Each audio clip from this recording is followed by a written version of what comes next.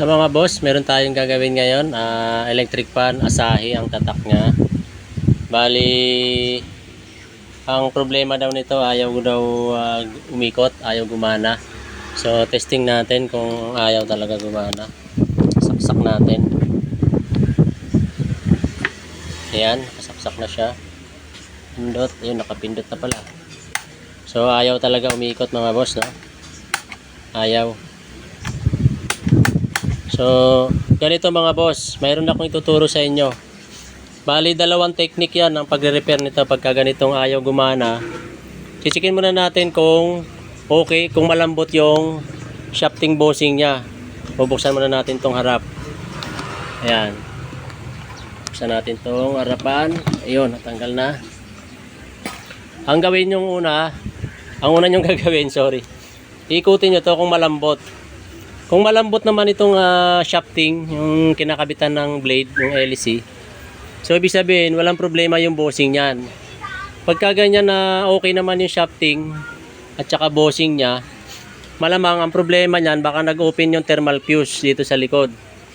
Pero para sigurado tayo, check upin na rin natin tong saksakan at saka yung capacitor at saka yung switch para malaman natin kung buo talaga yung saksakan natin pati yung switch. So unahin muna natin yung saksakan para malaman lang ng ating mga manonood na wala sa saksakan, wala sa switch, kundi ang problema dito sa thermal fuse.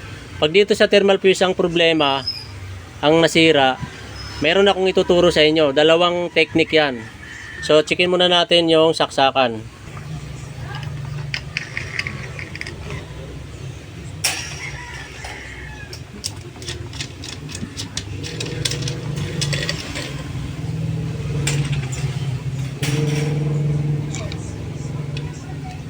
So ganito lang yan mga boss, no?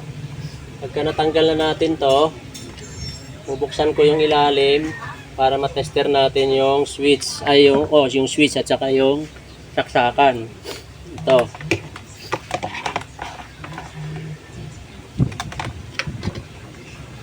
Ayan.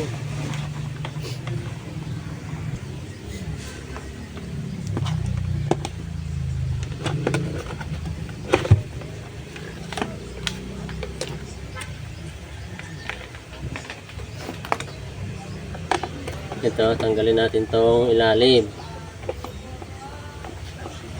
para makita natin yung saksakan sa ilalim.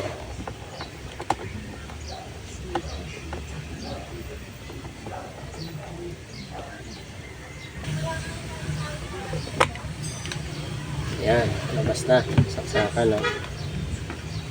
So ang gagawin natin, magti-tester muna tayo. Naka times 10 tayo sa tester. Ang settings, nakalagay siya sa times 10. Ayan, short natin.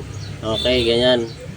So dapat mga boss, pagka pinindot nyo rito yung number 1, ito yung number 1 yan. Pag pinindot mo ni number 2, ito yung number 2. Pag pinindot mo ni number 3, ito yung number 3. So tututukan natin yan. Dapat may palo. Ayan, number 1 yan. Pinindot natin yung number 1. So, dapat papalo yung 1. O, ayan. Ngayon, ito yung number 2. So, mahina pa yung palo niya. Pagka sa number 2 naman tayo magsiswitch, papalo yan ng malakas. O, yun. Ito yung number 3 sa taas. Ayan. Pagka nag-switch ka, o, yun. So, ibig sabihin, mga boss, buo yung switch natin, no? Ngayon, punta tayo sa ating saksakan. Ito ang saksakan natin. Ayan, ito. Ito yung saksakan. Tingnan natin yung continuity niya, yung dulo sa dulo. Simula dito, papunta rito. Kung may continuity siya. So, dapat may palo sa tester. So, ayan mga boss, no? Ganyan. Tapos, dito. O, yun, no? Pumapalo siya. So, ibig sabihin, walang putol yan. Buo yan. Yung kabilang side naman, ayun. Ayun, pumapalo siya, 'di ba, sa tester. So ibig sabihin, buo yung saksakan natin, pati yung switch. So wala na tayong problema diyan. Ngayon lipat tayo dito sa may motor. Ayan. Ayun, ito ngayon ang ituturo ko sa inyong technique, mga boss. Madali lang ito. Para makatipid kayo, hindi na yan kailangan i-rewind yung motor kasi ang problema lang nito, maaring bumigay lang yung thermal fuse niya. Ngayon, wag nyo nang, para hindi nyo na bubuksan ito kasi nandito yung pinaka thermal fuse nandyan sa ilalim, para hindi mo nababaklasan ito, ang gagawin mo na lang yung line na pumunta dun sa motor, ito yon, yung line, ayan, ito yung AC line, ito yung line 1, yung brown, at yung line 2 itong kulay blue. Ngayon, ang gagawin nyo mga boss, itong kulay brown na to, nag-connect siya dito sa kulay gray na wire. Ito yung pamunta sa motor, yung brown at saka yung gray na yan, pumunta siya dun sa motor. Hanapin mo ngayon yung dulo ng kulay gray dito sa may puno ng motor. Yun ngayon ang ating ikakat. Ikakat natin ngayon yan. Ayan. So hanapin natin ngayon tong kulay gray. Ayan yung kulay gray. Makita nyo ba mga boss? Ito yung kulay gray. Ayan. Puputulin natin yan kasi yan, pumunta yan sa may thermal fuse. Pumunta itong kulay gray na to sa thermal fuse. Ngayon, ang gagawin natin mga boss, para hindi na kayo magbaklas, hindi nyo na bubuksan yan. Kasi yung iba, binabaklas pa nila yan, tapos sinushort nila yung puno nung yung paanong thermal fuse. Ito hindi na, puputulin na lang natin tong kulay brown.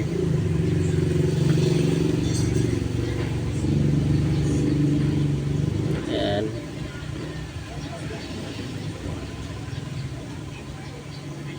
Ayun, putol na siya. Pag pinutol natin ngayon yan, ayan, itatap natin siya dito. Bali, ang gagawin nyo muna, pwede nyo munang itry dito sa kulay, ito sa capacitor, sa kulay red. Pagka babaliktad ang ikot, ilipat nyo naman dito sa kulay gray. Pero maganda, unahin muna natin dito sa kulay red. Para malaman natin kung tama na yung ikot. Pag tama na yung ikot, dyan na yun sa red. Ipipermiss mo na itong kulay gray na to. Pero kung baliktad ang ikot, dito mo sa gray, kakabit gray to gray. Ayan, subukan muna natin mga boss, no? Ayan, putulin natin. Tingnan natin kung aabot na siya dito. Ayan, ganyan lang. Bahit balatan nyo lang yan. Maliit lang. Sugatan nyo lang ng konti yung, yung wire. Tapos, basta lumabas na yung wire, pwede nyo na yan itap. Ayan, ganyan. Ito yung pinakamadaling paraan. Kaysa magbubukas pa kayo doon sa motor, baka madisgrasya pa yung motor, maputulan ng wire, matutuluyan pa yun na masira yung motor, mauuwi lang sa rewind. Mahal kasi ang rewind. Ito, hindi na natin kailangan i-rewind yung motor. Kasi, yung thermal fuse lang naman yung bumigay dyan.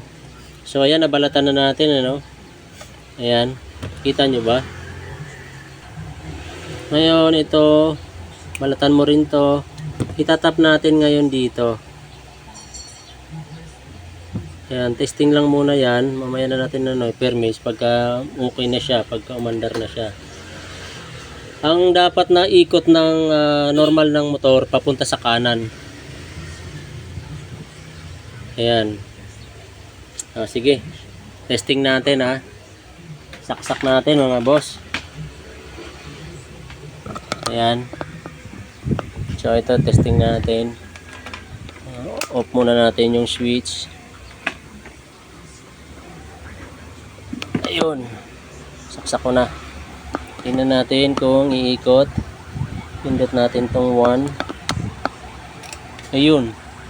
Umiikot siya mga boss, umiikot na. Ayan. Pinatay ko. Buksan ko ulit. Ayun, umiikot na siya, bilis. Napansin ko mga boss, baliktad ang ikot niya. Pag dito tayo sa kulay red mag-tap nitong kulay gray, galing to sa ilalim, dito supply yan sa line. Baliktad ang ikot. Ayan, pakita ko sa inyo, Ayan. Saksak. Ayan, Baliktad ang ikot eh. Ayun, papunta siya doon sa left. Left yung ano, dapat papunta sa right. Oh, pinatay ko yan. Ngayon, ilipat natin tong kulay gray dito sa gray. Kasi baliktad yung ikot. Yan, dito tayo magbalat sa kulay gray.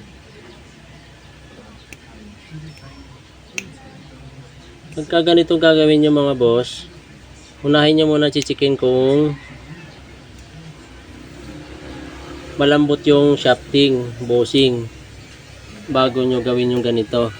Pagka matigas, hindi nyo pwedeng gawin to. Kailangan palitan nyo muna yung shafting at saka bossing kung matigas. Ayan. Ngayon, pagka na-check nyo na yung shafting at saka bossing, kung napalitan nyo na, kung matigas, pag napalitan nyo na yung shafting, check nyo na ngayon yung switch. Kung okay na yung switch, pwede nyo nang ganituhin. Bale, direct connection to. Iba-bypass nyo na yung fuse. Nakarekta na ito. Wala na itong dinaanan na fuse. Ito yung isang paraan para mabilis lang na magawa yung electric fan ninyo. Kasi yung iba binabaklas pa dito. Maraming trabaho ang gagawin. Ito saglit lang. So ayan, titestingin natin. Ayan, testing natin kung tama na yung andar. Ayun. Ayan, tama na yung ikot niya. Oh. Pakanan na. Pakanan. So yan ang tamang ikot, no? So pwede na natin hinangin yan mga boss. Hinangin ko na yan.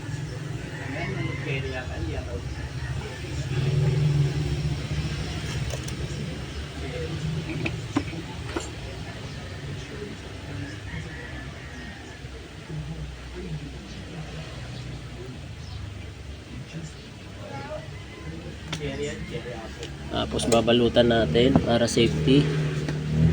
Kailangan nakabalot.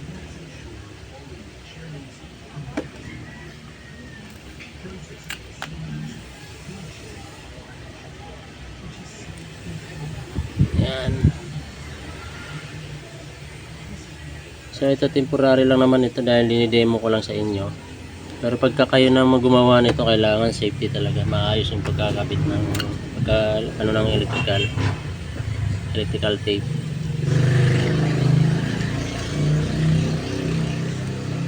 So ayan yung no. Ayan yung unang tips para malaman nyo kung paano paganahin ang electric fan. Yan yung unang tips. Kabitan natin to ng LEC para makita nyo mga boss yung andar. So ito mga boss, temporary ko lang to na isasara para matesting ko lang yung ikot ng electric fan para makita nyo na talagang malakas yung andar nya. Ayan, samantala lang ito. Okay, yan.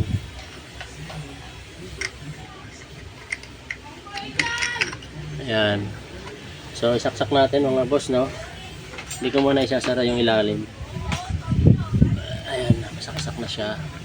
Ayun, umikot na siya. Ayan.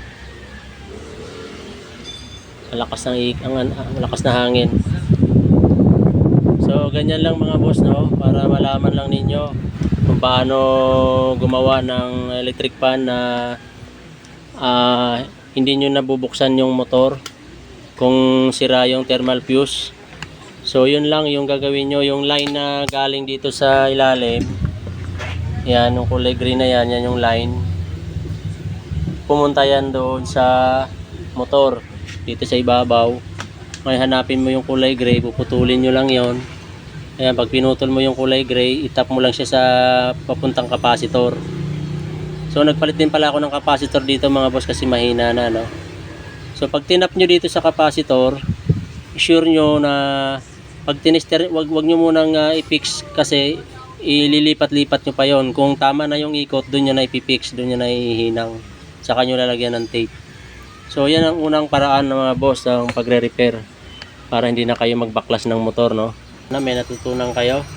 At sa part 2, yung pagkapalit naman ng fuse doon sa may motor ng electric fan ang ipapakita ko sa inyo. So thank you.